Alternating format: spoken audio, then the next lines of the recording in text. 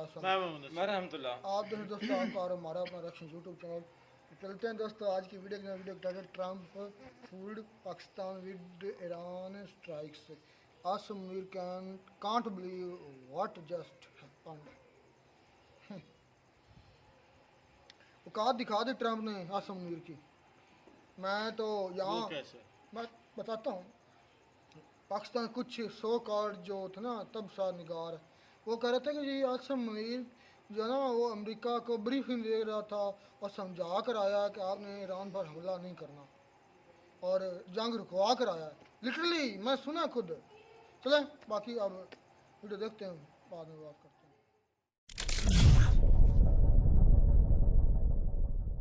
नमस्कार, welcome to कटिया 247। मैं हूं प्रशांत धवन। नाउ दुनिया को पता था कि यूएस आज नहीं तो कल एक स्ट्राइक करेगा ईरान पर, मगर इस तरीके से करेगा ये किसी को उम्मीद थी नहीं और इतनी जल्दी करेगा, क्योंकि ट्रंप ने कुछ टाइम मांगा था। ये इवैल्यूएट कर रहे थे, यही बात चल रही थी कि हो सकता है कि ये ईरान के साथ एक मीटिंग करे before the strikes, but suddenly USA ने पूरी दुनिया को सरप्राइज कर दिया इतना जल्दी अटैक करके। और इसकी जो इमेजेस हैं इस सिचुएशन रूम की जब ये अटैक हो रहा था, ये हाल ही में रिलीज करी गई है। यहाँ पे आप देख पाओगे यूएसए के जनरल्स, पीछे यहाँ पर मार्को रूबियो बैठे हैं, यहाँ पर जेडी वैंस बैठे हैं। इंटरेस्टिंगली मैं वैसे आपको ये बता दूं, यूएस मीडिया ने रिपोर्ट किया है कि जेडी वैंस ने डोनाल्ड ट्रंप को कहा था कि मेरे हिसाब से ईरान को अटैक नहीं करना चाहिए। इजराइल यूएसए को एक वॉर में उलझा देगा जिससे हम फिर से कई दशकों तक नहीं निकल पाएंगे। ये जेडी वैंस की वार्निंग थी।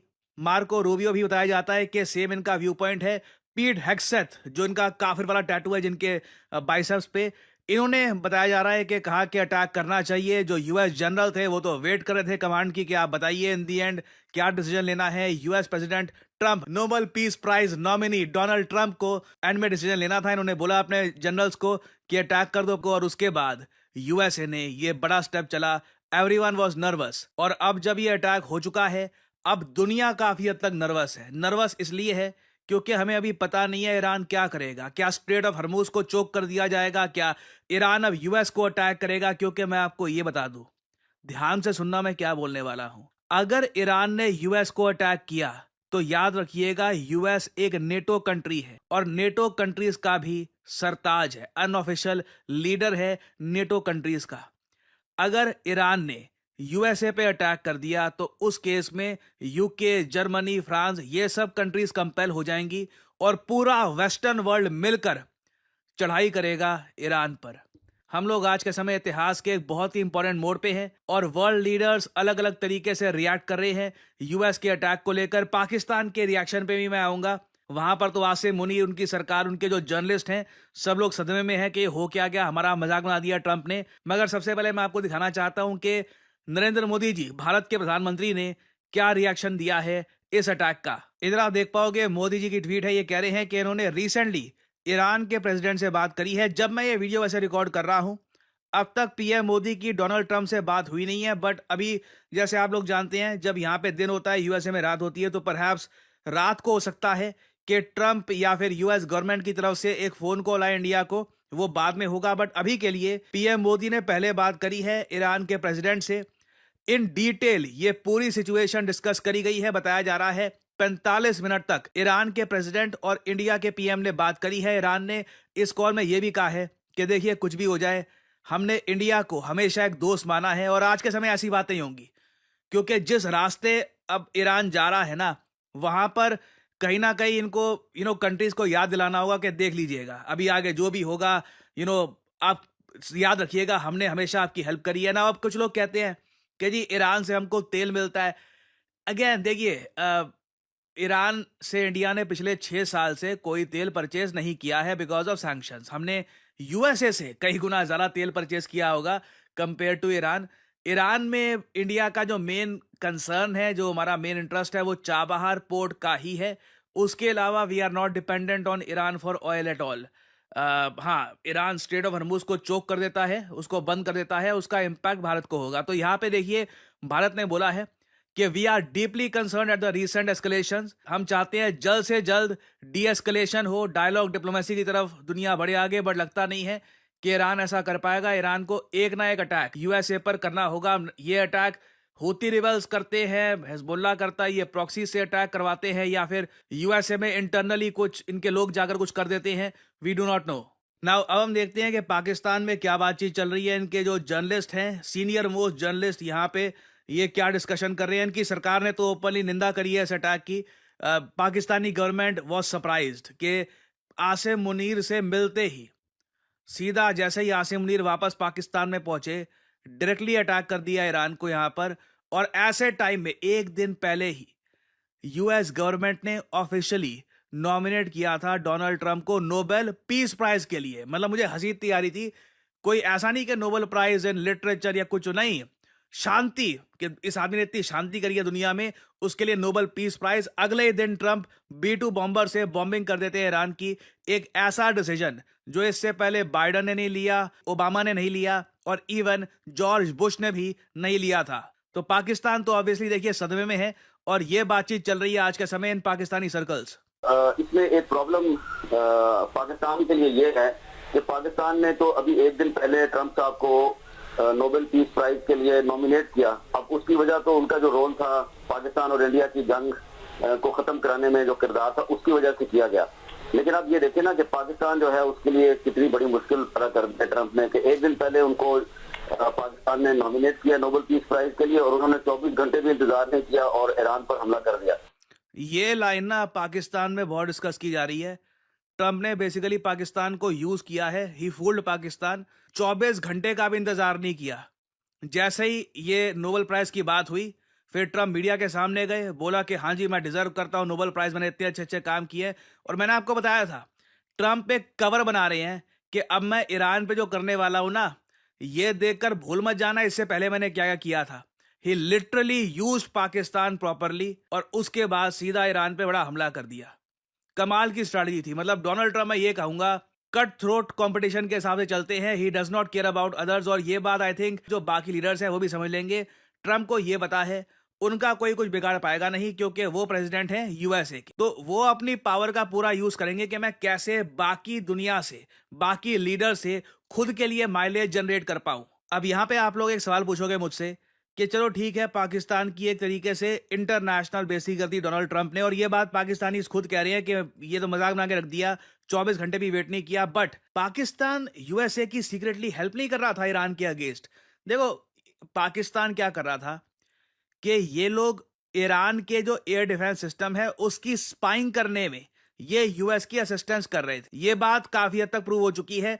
कई आप अगर जो ओपन सोर्स इंटेलिजेंस नेटवर्क के जो पोस्ट है उसको आप देखोगे, उन्होंने कैटेगोरिकली समझाया है कि किस तरीके से पाकिस्तान ने चुपचाप जो यूएसए का BACN है, बैटलफील्ड एयरबॉर्न कम्युनिकेशन नोड, इसको एंट्री दे दी अपने देश में, और कहा कि ठीक है आप ईरान पे स्पाइंग कर लो। यहां तक ही यूएसए ने पाकिस्तान का यूज किया है। बाकी अटैक के दौरान कुछ यहाँ पे डिटेल्स निकल के नहीं आए हैं कि पाकिस्तान ने हेल्प करी है यूएसए की। आई थिंक पाकिस्तान का आसिम मुनीर भी उतना ही सरप्राइज था कि मैं पाकिस्तान पहुंचा भी नहीं। अभी एक्चुअली आसिम मुनीर एर्दोवान से मिल रहा था, कुछ और लीडर से मिल रहा था, अचानक से यूएसए ने ईरान पे अटैक कर दिया है। और ईरान डेफिनेटली पाकिस्तान से आज के समय बहुत ज्यादा गुस्सा होगा। बट घूम फिर के मैं यही बोलूंगा, ईरान को भी सोचना चाहिए था कि जो देश अफगानिस्तान के साथ ये सब कर सकता है, जो देश लिटरली यूएसए के हेल्प की वजह से सरवाइव करता है, चाहे IMF हो, वर्ल्ड बैंक हो, वो क्यों ना यूएसए के लिए स्पाइंग करेगा। और ईरान काफी बार जब कश्मीर का इशू रेस करता था, इनको सोचना चाहिए था कि ये इंडिया के साथ अपने रिलेशंस खराब क्यों कर रहे हैं for the sake of Pakistan. कहीं ना कहीं मैं कहूंगा ईरान की जो पॉलिसी थी रिगार्डिंग इंडिया एंड पाकिस्तान, इसमें बहुत बड़ा फ्लॉ था। इनको लगा कि OIC मेंबर हैं, इस्लामिक कंट्रीज हैं, तो पाकिस्तान साथ देगा। बट इन दी एंड अब आज के समय आपके सामने ही है, पहले पाकिस्तान ने इंटेलिजेंस इनपुट दे दिया यूएसए को। अब जब यूएसए ने अटैक कर दिया है तो पाकिस्तान कह रहा है हमें तो पता ही नहीं, हमें पता ही नहीं कब क्या हो गया। और अगेन ये जो पोस्ट है ना यहाँ पर पाकिस्तान की, ऐसी पोस्ट इंडिया ने भी नहीं करी। क्यों? क्योंकि हमने कभी ना ट्रंप को नोबेल प्राइज के लिए नॉमिनेट किया नहीं था। पाकिस्तान को मजबूरी में आकर ना ओपनली निंदा करनी पड़ रही है यूएस के अटैक्स की on the nuclear facilities of Islamic Republic of Iran. इन्होंने कहा है कि और अगर एस्केलेशन होती है तो कुछ भी हो सकता है, सिचुएशन खराब हो जाएगी, इंटरनेशनल लॉ को यहाँ पर अपहेल्ड करना चाहिए। ये सब बातें यहाँ पर पाकिस्तान ने करी है। But again it is too little too late. जो ट्रंप को चाहिए था, अगेन मैंने आपको पहले ही बताया था, ट्रंप को पता था उनको नोबेल प्राइज नहीं मिलेगा।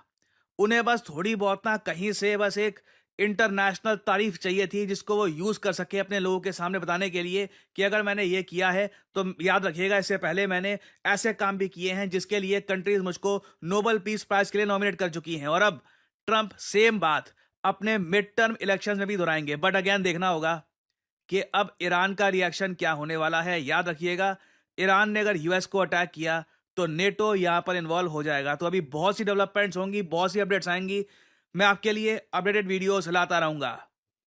और फाइनली आप लोगों के लिए बहुत ही इंपॉर्टेंट मैसेज, भारत को आज के समय चाहिए डेटा साइंटिस्ट। इसलिए आपने देखा होगा हमारे देश के आईआईटीज ने भी अब डेटा साइंस से रिलेटेड सर्टिफिकेट प्रोग्राम्स करने स्टार्ट कर दिए हैं। और इसका रीजन बहुत ही सिंपल है, ग्लोबल इकोनॉमी अब काफी हद तक डेटा ड्रिवन हो चुकी है। जब तक एक कंपनी के पास डेटा की प्रॉपर तो ये दोस्तों वीडियो होगी ख़त्म।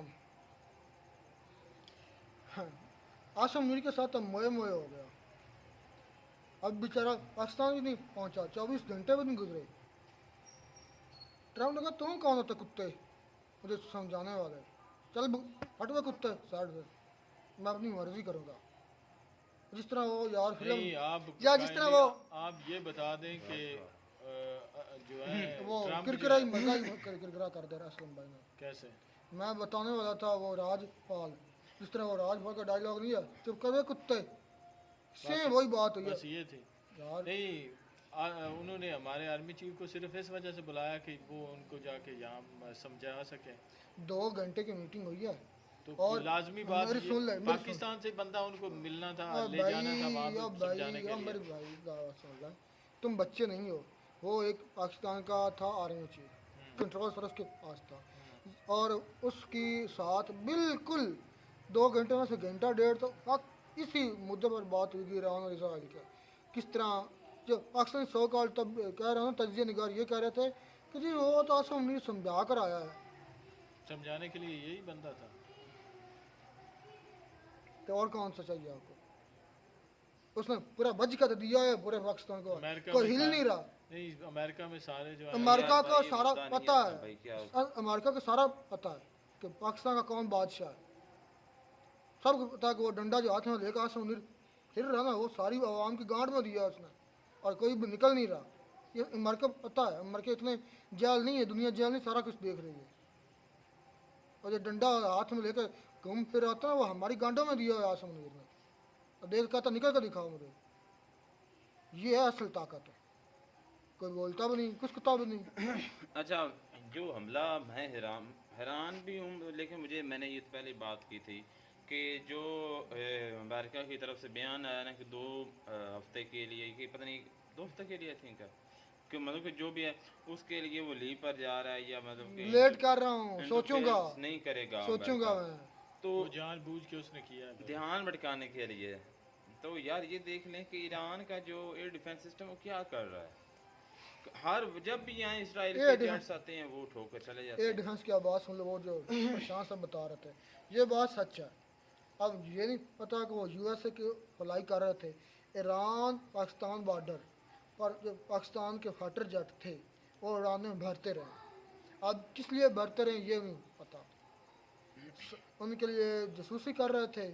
जिस तरह प्रशांत ने कहा कुछ रिपोर्ट्स आ रही हैं, आने वाले दिनों में और मज़ीद क्लियर हो जाएगा कि कुछ जो एक त्यारा है ना अपना अमेरिका का, वो पाकिस्तान में उड़ता रहा है और उनके जो डिफेंस सिस्टम है ईरान के, उनकी जासूसी करता रहा कि वो कहाँ कहाँ तैनात है। काम जड़ हो तुम। अगर ऐसा है तो पाकिस्तान अमेरिका का पालतू है, बस इतना कहूँगा।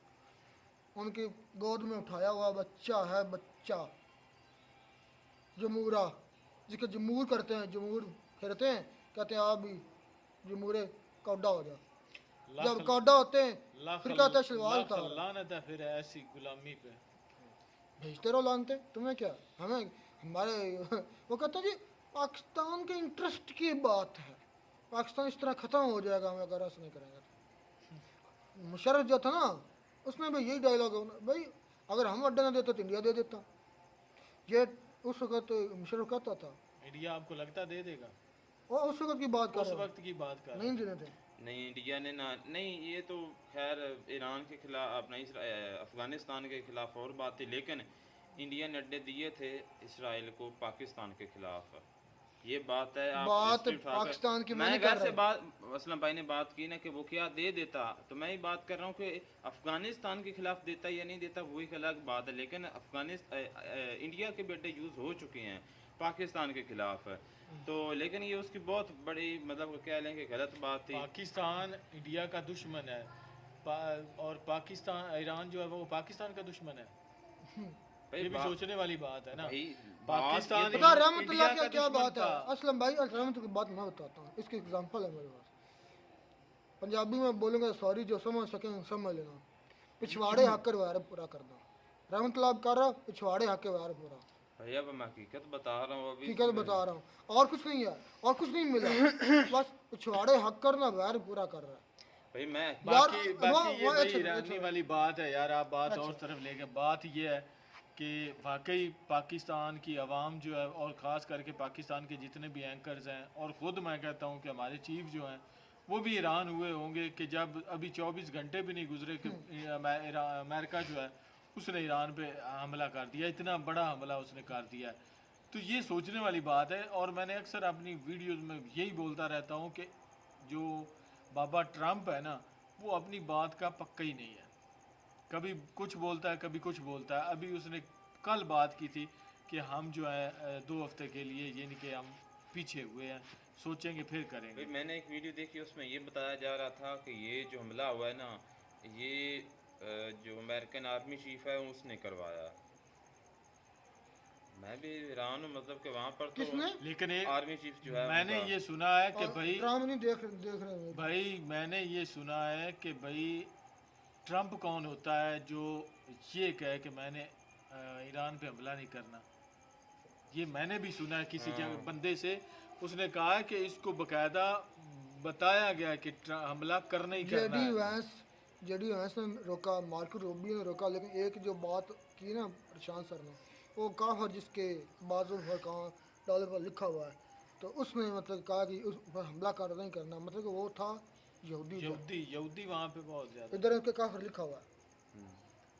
चले जो भी मुझे हुआ, भी ऐसे ही लगता है। पाकिस्तान का तो मय मय हो गया। मिलता है दोस्तों नई वीडियो में नाटक साथ, टेक केयर।